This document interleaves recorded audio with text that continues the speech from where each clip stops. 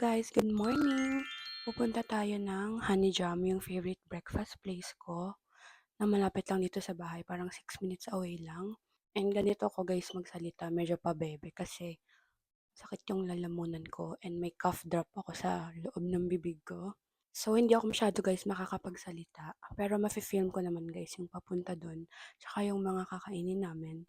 Then, simple lang guys yung outfit ko, itong black top, and itong red bag, and just a pambahay shorts guys. Tapos, nakasanis ako guys kasi sumasakit yung ulo ko sa liwanag, itong favorite bracelet ko, na binili sa akin ni Yuan Glay nung nagbali kami last month. So, ayun guys. Let's go!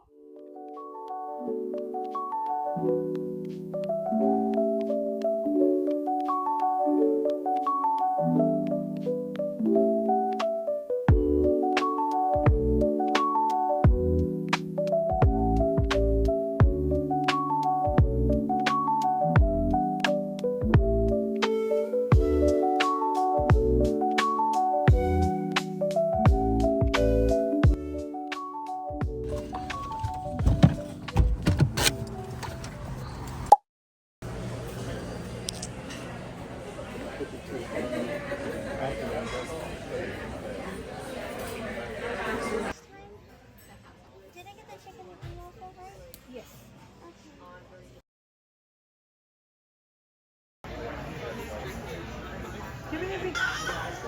Okay.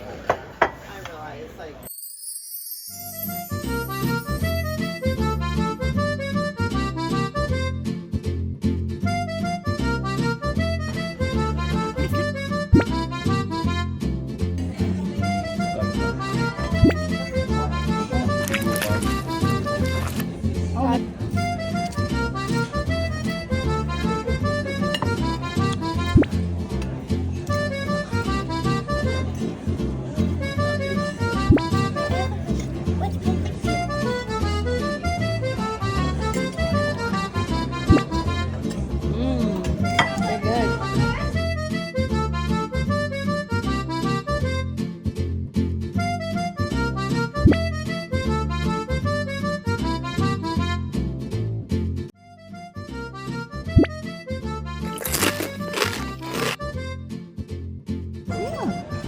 Already getting full from Oh, ng pancake nila. Mm-hmm.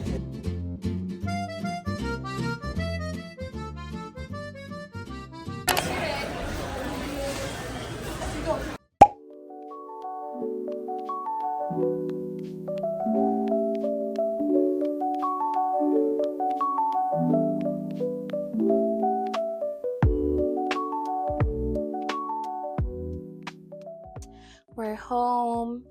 And hindi ko naubos yung food ko. Kasi malaki yung portion nga nila dito sa States. Pero ito yon lahat ng food na hindi namin naubos. Mostly pancakes lang yan. And ako lang yung hindi nakaubos ng mismong breakfast platter ko. Yung eggs, hash brown, and corned beef hash. Nanghingi na lang ako ng takeout box. And inuwi ko siya kasi kakainin ko siya ulit mamaya. And guys, first time kong i-try yung corned beef hash sa Honey Jam. Kasi laging iba yung order ko dun. And I think favorite ko na rin siya guys. I mean, favorite ko naman in general yung mismong Honey Jam. Pero kasi guys, if you know me, sobrang bet ko talaga guys yung mga food na ma-pepper yung taste and may bell pepper yung corned beef hash. Tapos nilagyan ko pa guys nung hot sauce nila. I think sila lang mismo yung gumagawa nun and I super love it. I think ngayon magtitimpla lang ako ng coffee and then magwa-watch kami ng movie. I think Zathura yung papanoorin namin. I think that's it. Cause wala naman kaming anything planned for the rest of the day. I think it's a chill day lang. So, yung mismong breakfast lang yung reason ng paglabas namin today. So, let's make our coffee, guys. So, eto guys, yung coffee na ginawa natin. I think kakain ako nito as my dessert. Yung favorite ko. Yung Rice Krispie Treats. And medyo pangit yung lighting guys kasi patay yung ilaw dito sa living room.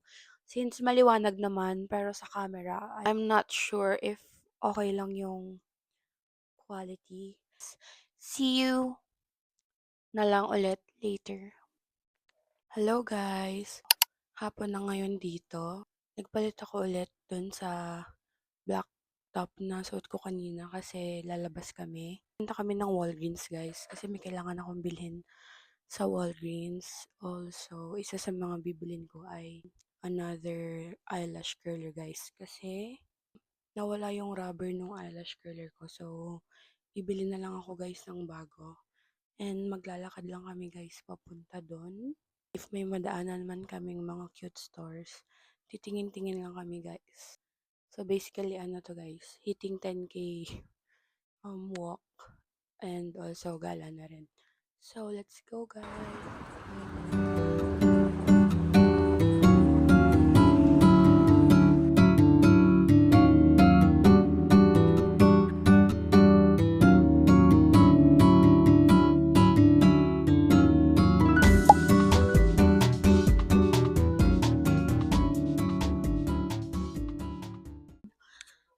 Andito na rin ako guys sa section sa aisle kung nasaan yung mga razor. Kasi guys, kailangan ko ng razor for my legs. And tinatry kong tumingin ng razor na isahan lang yung binibenta. Oh, eto pala guys, oh. Oh, it's 3. Mhm. Cute. Ito na lang. Pero anong difference? May difference ba siya compared sa iba? I think wala naman. Alam niyo guys, siguro ito na lang yung kukunin ko. Kasi pang legs lang naman. And mas mura siya, like $229 lang. So feel ko ito na lang pala guys yung kukunin ko kaysa dun sa Venus. Natry ko na tong BIC or Bic. Ayoko siya guys, nakakasugat siya ng legs. Or itong Simply Venus. Nice. Oh, pwede ito. Kaso disposable guys. Think ito na lang pala guys. Babalik ko na tong isa. Tsaka to dun sa... There you go. Next thing guys na kailangan ko ay... What do I need? Can't remember. I need an eyelash curler guys. Oh, here's the eyelash curler guys. This is the Revlon one. Hindi ko alam if paano basahin. Maybe Japonesque or Japonesque. Hindi ko alam guys. Feeling ko na butcher ko yung yung pronunciation. Pero I'm just gonna get this one guys. Guys, alam niyo ba, meron ako nito dati, yung butter bronzer from Physicians Formula. Hindi ko pa alam guys dati na maganda siya. So, pinamigay ko siya guys.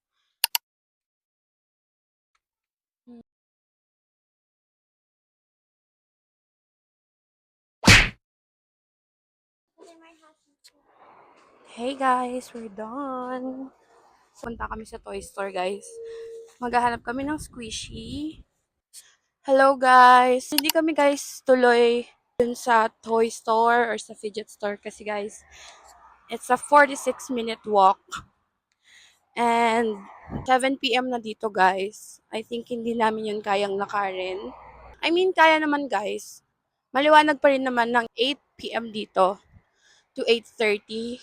Pero yung pabalik guys, yun yung ayaw namin kasi aabutin na kami ng dilim.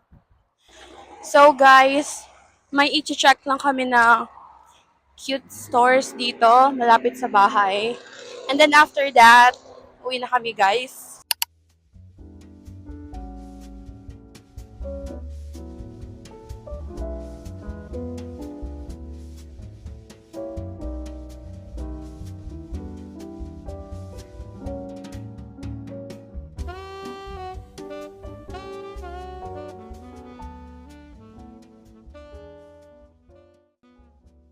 Guys, sobrang gusto ko to. Kasi gusto ko ng elephant. Hindi ko kasi alam kung anong gagawin ko dito. Pero guys, lagayan siya. See? Cute, no? May nahanap ako isa guys. This one, yung mushroom kanina. Ang ganda nung shade ng red niya. If you guys know me, you know na my favorite color is red. Ang cute. Cute niya guys. Pero yun nga guys, feeling ko magsasayang lang ako ng pera if bilhin ko to. This one guys, naalala ko dito si Mrs. Teapot from Beauty and the Beast. Kasi guys, yun yung favorite ko na Disney princess movie.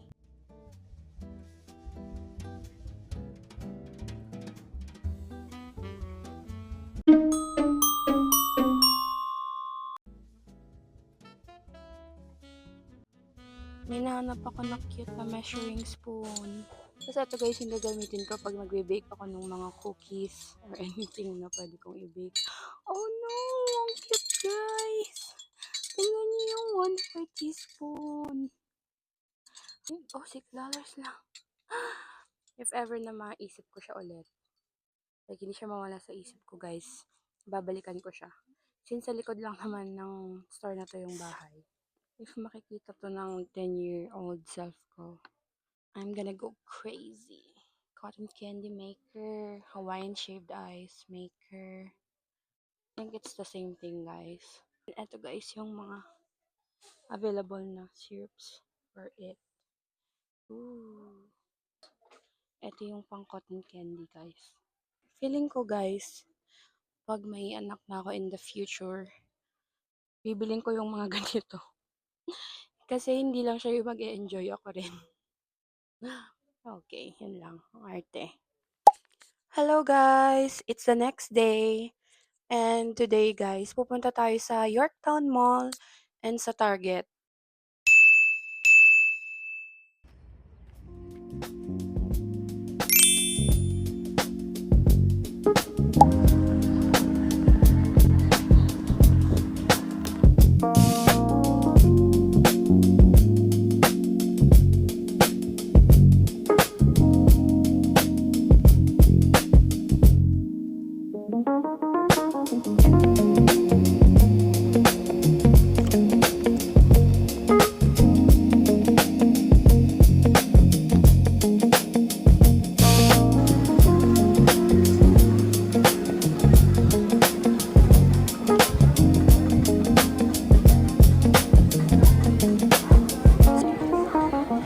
Hello, we're just looking around.